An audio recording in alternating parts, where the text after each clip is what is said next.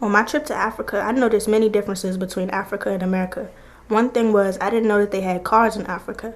I thought that was just in America and other places around the world. Instead, I thought they walked everywhere that they went. I didn't think they lived in houses either. I thought they lived more in huts or makeshift tents, but really that is not the case. The transportation in Africa is the same as it is in America. They do have vehicles and they do have buses, but they're not like the buses that we have. They're more like vans. And the houses are actual buildings. They're not huts or tents. Well, not all of them, but some of them are. The people in Africa, especially the hotel staff, were really nice. For example, when we went to have breakfast in the hotel, you would ask them for whatever you wanted that they have to offer. And they would give it to you, but they would give you more instead of just what you asked for, just in case you were extra hungry or something like that. One day, there was a lady carrying a basket on her head, and we were leaving this restaurant at Cape Coast, or a cafe. And there were some kids playing around on the rocks by the shore, by the ocean where we were.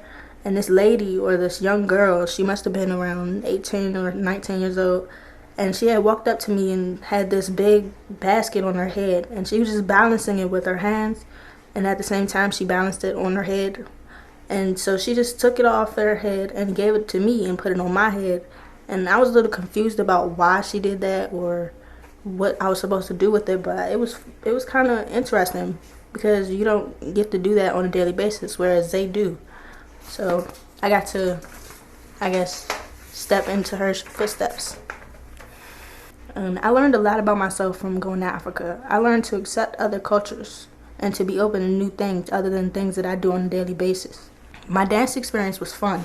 Well, me being a girl, I had to wear a skirt or a dress or something of that article of clothing, but there was a lot of moving from side to side and turning and twisting around, and it was fun. I just didn't really appreciate what I had to wear to do the dance. It's important for people to know that not all of Africa is poor.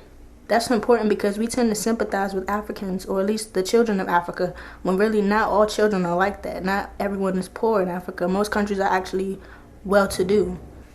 It's not bad to send Africa money though, because some people and countries are really needy, but the public would think that everything in Africa is poor, when really that's not even the case. It's mainly smaller countries such as Sierra Leone that are going through poverty.